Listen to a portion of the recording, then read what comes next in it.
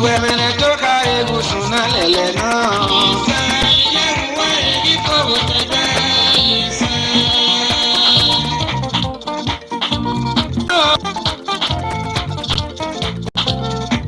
Owina na bala o.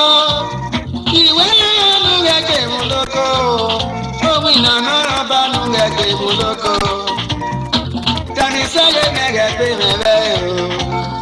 Ebe ni megwa ya upo. Eba soro eba suku. Eba ya no pe no no kwa. Ise nu gege mebe o.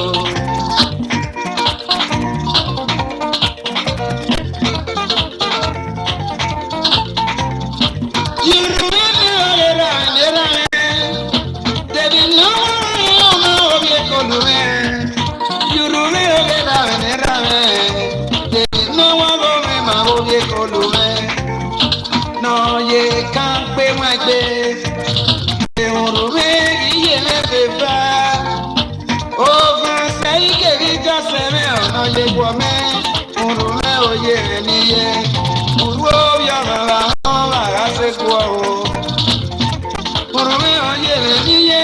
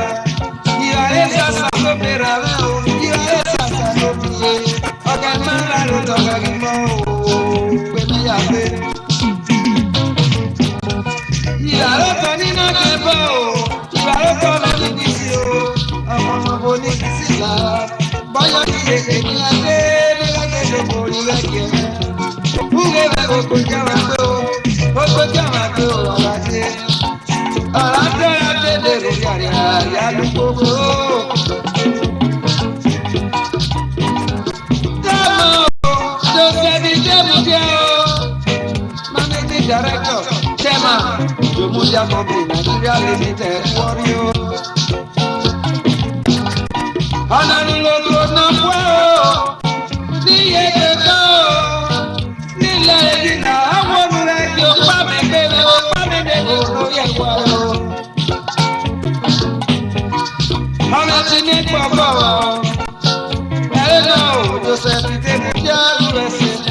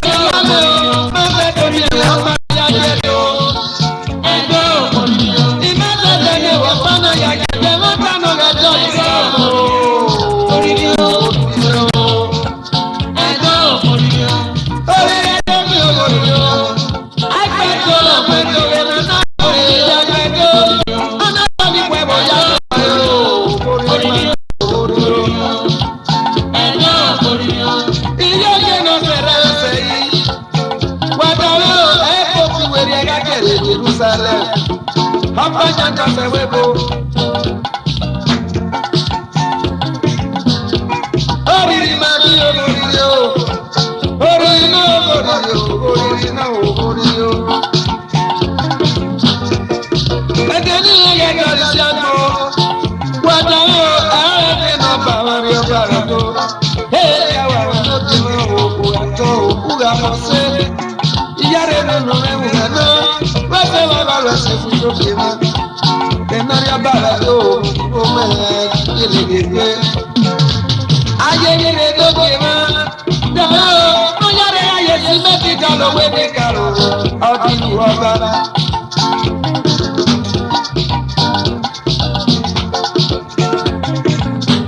Orí ẹjọ́ mi olórí o, orí ẹjọ́ mi olórí o, orí ẹjọ́ mi olórí o. Ẹjọ́ orí o, orí o, orí o. Ẹjọ́ orí o, orí o.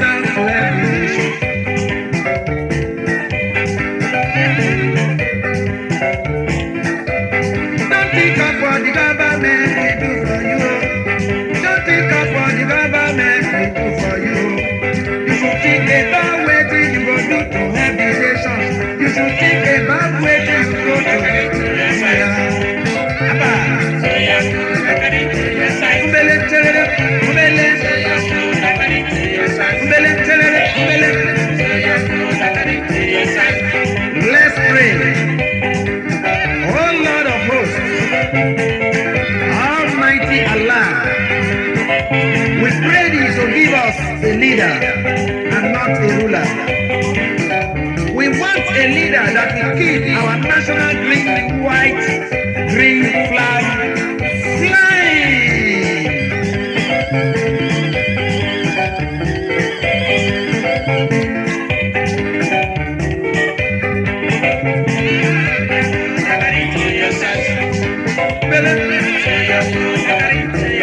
Bele, according to your cloth. So the cloth that will size you.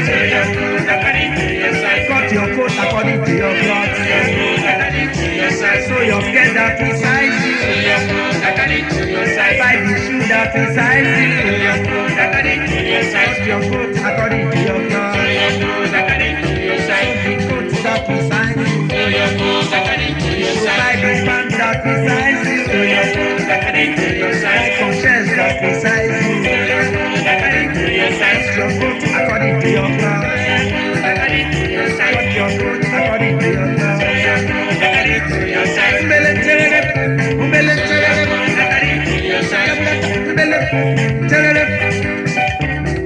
Many people sing of love, many sing revolution. Many people sing of love, many sing revolution.